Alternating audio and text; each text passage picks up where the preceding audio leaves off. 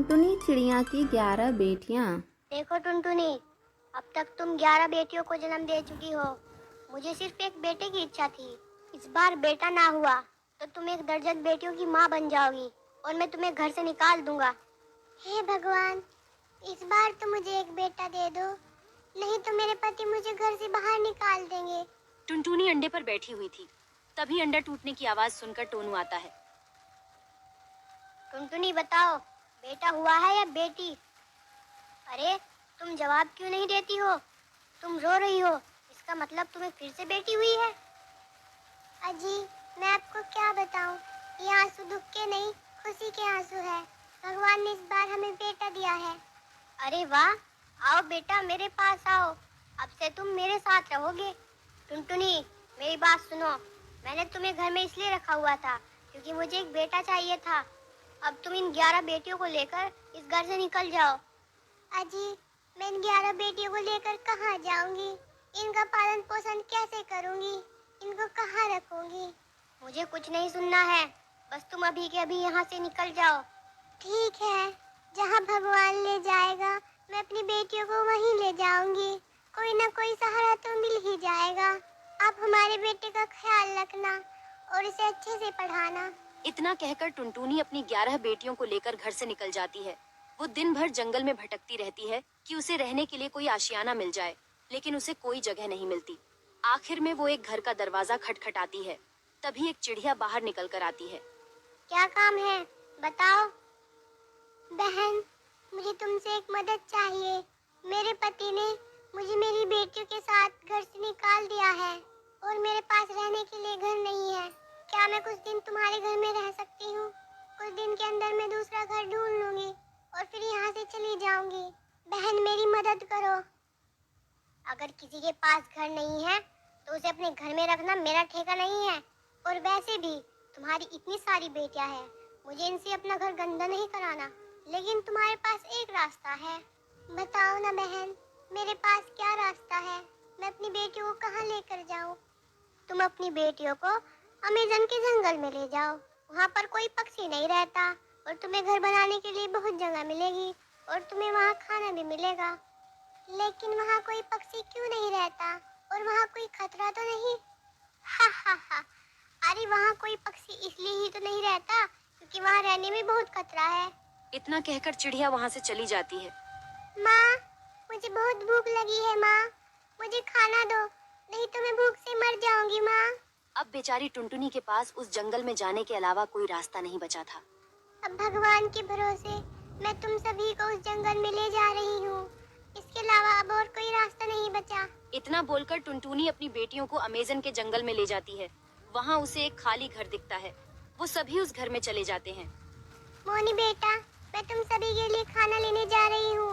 मेरे जाते ही दरवाजा बंद कर लेना और चाहे कुछ भी हो जाए, जब तक मैं ना कहूँ दरवाजा मत खोलना।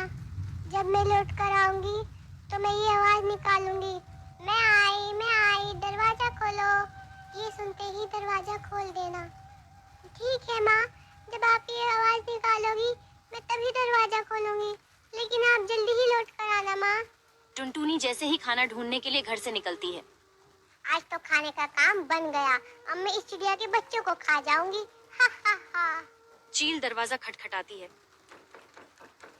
लगता है कोई दरवाजे पर है, लेकिन माँ ने मना किया था कि जब तक मैं ना बोलूं दरवाजा मत खोलना, इसलिए हम दरवाजा नहीं खोलेंगे। ये लोग दरवाजा क्यों नहीं खोल रहे? लगता है मुझे इनकी माँ की तरह आवाज निकालनी पड़ेगी, तभी ये दरवाजा खोलेंगे। मैं आई, दरवाजा खोलो, दरवाजा खोलो।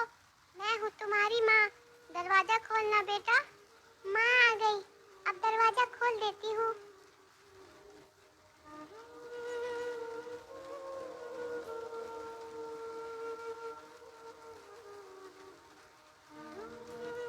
अरे, तुमने मेरी माँ की आवाज निकालकर मुझसे दरवाजा खुलवा लिया। चली जाओ यहाँ से, नहीं तो मेरी माँ तुम्हें नहीं छोड़ेगी। तुम्हारी माँ मेरा क्या कर लेगी? अब मैं तुम सबको खा कर ही जाऊंगी।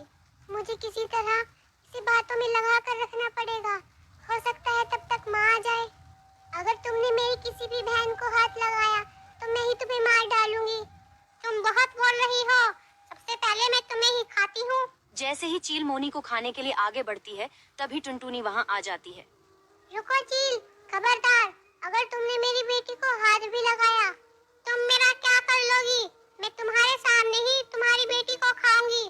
तभी टुनटुनी चील पर हमला कर देती है। दोनों में लड़ाई होने से चील की मौत हो जाती है और टुनटुनी घायल हो जाती है।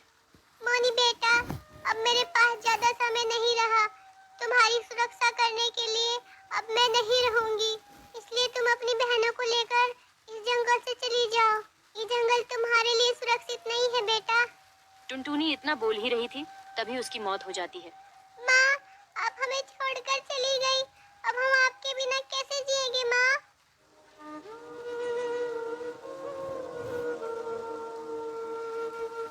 सभी बेटियां दुखी मन से उस जंगल को छोड़ देती हैं।